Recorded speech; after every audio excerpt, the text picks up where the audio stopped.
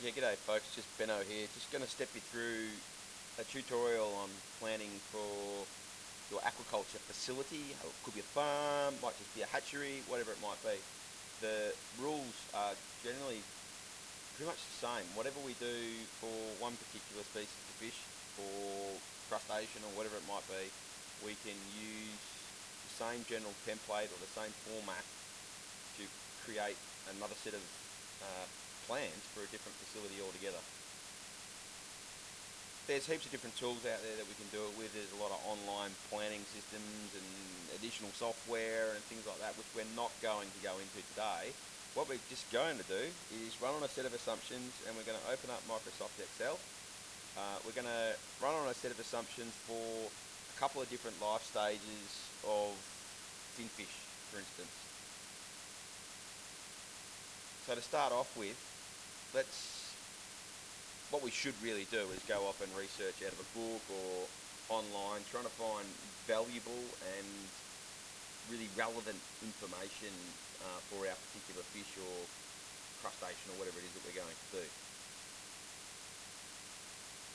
So some of the critical information we really want to know is something like we're going to call it remature. Alright, so rematuration is basically the time it takes for an individual animal after it's spawned to get back into spawning condition again. We need to know how long it takes for our fish to hatch, or whatever it might be. Is it like 2 days? Is it 10 days after they've been fertilised till they hatch? We need to know how long the larval cycle is. So when they're larvae, we need to know how long they're juveniles for. I'm going to whack in an additional term that I like to use because it helps break up the juvenile cycle a little bit more intimately. So I'm going to call it post-juvenile. It'll particularly help if we're looking at shifting fish from a hatchery to a farm site, whether it's a pond farm, a pen farm, whether it's raceways, whatever it might be. We can make the difference that post-juvenile is now onto the farm site rather than still in the hatchery/nursery phase. Post-juvenile, then we can go into, I'm going to call it adult, alright, and that might even be harvest. We could call it harvest, whatever it might be. So we basically would have hopefully gone off and researched this stuff, and then we might find out that the research that's been given tells you some additional information, or if you can't find out the additional information, and what we're after is the size of the fish within that range, or the crabs, or whatever it might be. So a larval fish might, metamorphose at 4 grams, for instance.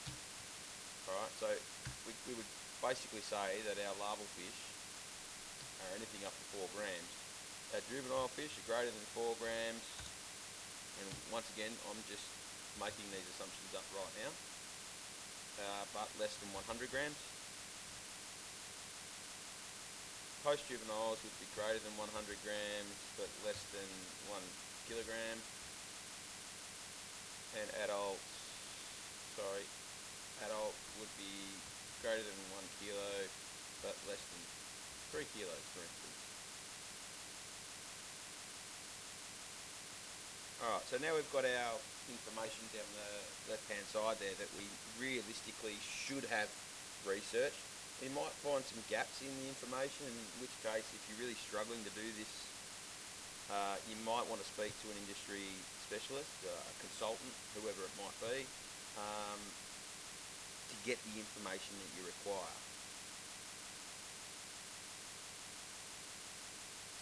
So, just using this as an example, I've gone off, and this is only an example, this isn't real data. I've gone off and I've found out that, righto, it takes 10 days for my larvae to hatch. So from when they're spawned to when they hatch. It's going to be 60 days in the larval period, let's say another 150 days in the juvenile stage. Actually, that would be ridiculous. Let's say another 40 days, let's go 150 there, and then from 1 kilo through to 3 kilos, we could maybe say, alright, let's go another 180. And then our rematuration cycle is about 55 days. So it takes an animal that has spawned another 55 days to go through the entire cycle to come back and be ready to spawn.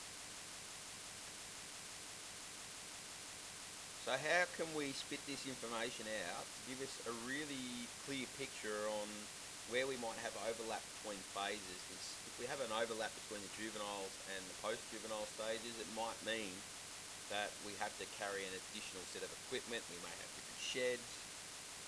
We might have to have different levels of staffing, or those requirements anyway, that may impact on how the business is run out. So if we were to just say, righto, let's just, can I just put a 1 in up here to indicate that this is just one individual batch of fish that we're going to create. Alright, so with my very first batch, say it was spawned on the very first day of the year, alright, there is no rematuration period for it. Alright, so I can just, I'll just do that again for you. So left click and drag over the information that you want, and I can just copy and paste this across to there. Alright, so just paste it to there. Alright, so this batch here, because it's the very first batch that we're starting off with for the year, we don't have the rematuration time. But say for batch number 2, alright, it would be 55 days after the initial spawn. So it would be 55 days after the first date that we spawn on. If it was the 1st of December, that would be, sorry, 1st of January, it would be 55 days later. So what, halfway through February. Alright, so that's realistically what we want to do, is try and figure out where these maturation gaps are. Alright, so if it was batch 3, it would be 55 days after this date. Alright, so it would be 55 days after, so we would just plus 55 days on. So it would equal 55 plus that. So it's going to be on day 110 that we would get our 3rd spawn, and then our 4th spawn would be 55 days after that. So it's going to be 165. Sorry, I should do that again. So it equals 55 plus 110. Alright, it's going to be 165 days later. Alright, this becomes really important down the line, because we want to make sure that we can plan out everything so that we've got fish continually coming into our farm and being taken off the farm at the other end.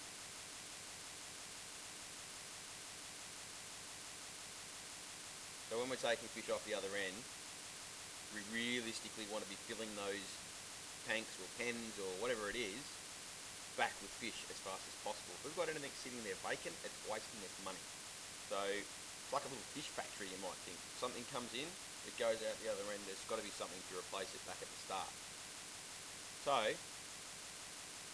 back to our little table down here, we need to recreate this data. I might just put a 0 in there because that might help. So that it becomes more tabulated for us, or it might even turn out to be, alright, this is actually really easy to understand. So once again, left click and drag over this, right click, copy. I should be able to just go left click and drag to go under all these 4 batches, right click, paste. Alright, so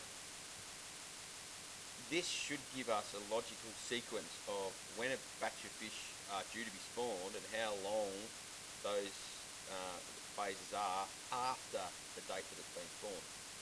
So to do this, to get that pictorial description, I guess you might say, is to left click and drag over all your data and then go up to insert up here, top left hand side of the screen there. Insert what we call a bar chart. Alright, and we want to go a stacked bar chart. Alright, but what that's done there at the moment is put everything all on a bit of a higgledy-piggledy sort of graph, you might say, and it's not really showing us anything. Nothing's uniform. We should have a nice uniform chart. What it's actually doing at the moment, it's actually plotting everything in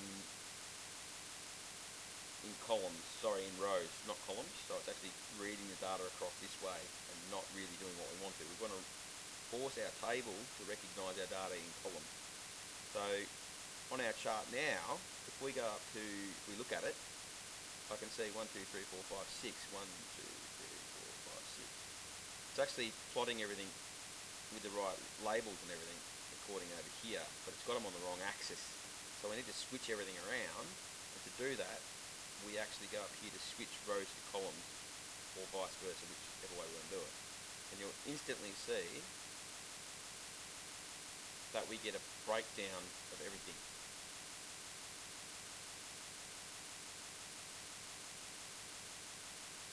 Now, to make that a little bit bigger, it might be a bit easier to understand it when it's a little bit bigger. So you can just click and drag anywhere in that bottom right hand corner there. See how your arrow changes from your cursor changes from a cross to a little double-ended arrow. That enables me to make everything a little bit bigger. Alright, so we've got 1, 2, 3, 4 batches. 1, 2, 3, 4 batches. And we got 1, 2, 3, 4, 5, 6 series. So what the series is telling us which phase we're actually in. So if I clicked on series 1, it's not going to work that way. I think we have to go up to select data. So let's go up to select data. Alright, now series 1 is basically this rematuration time. So instead of calling it series 1, click on it with the left mouse button, edit, and then click straight back over on remature. So it's just taken the information from the cell where you've clicked on remature, and it's actually given you the cell reference, not the actual name. So that makes it important if I'm shifting things around later on that the cell reference is used and not the name. And click OK. Now you'll see down here that as we do this, the names update. So make sure that I'm in my little column box up here, click hatch, click OK, go down to series 3, edit, make sure I've got my cursor in the right spot up there, click there, OK, and just keep going through until you get it all out. It just makes it easier when someone's reading it at the other end to understand exactly what's going on in terms of what the actual stages and the colours mean. Rather than going, oh, okay, it's series 1, and what the hell does series 1 mean? Alright, so we've actually given everything a name. Alright, so if we come down here now, zoom in, you can actually see that the orange phase here is your adult stage. Post-juvenile stage is that light blue colour. Alright, so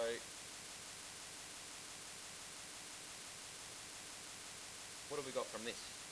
We've basically got the idea that we can see where things will overlap. Now, like I said, this is just straight up me just making things up. Oops, I want to insert a picture, I want to insert a shape, just so that you can see what's going on here in terms of do we have any overlap between our phases. So if I've got my larval stage, and I just drag my line up through from 1 through to 4, you can see that we have one interaction there. And it's on our second batch, where we've got one set of larval tanks. Alright? Our stages interact so that I can't use one set of larval tanks. I actually need 2 sets of larval tanks. Or a combination of tanks to enable me to get around that extra 4 days that there is an overlap. And it might just be as simple as having one extra tank to get around that 4-day gap. Alright, so if we come across and I go insert a line again, and I might make it a different colour this time. If we come up to our purple stage,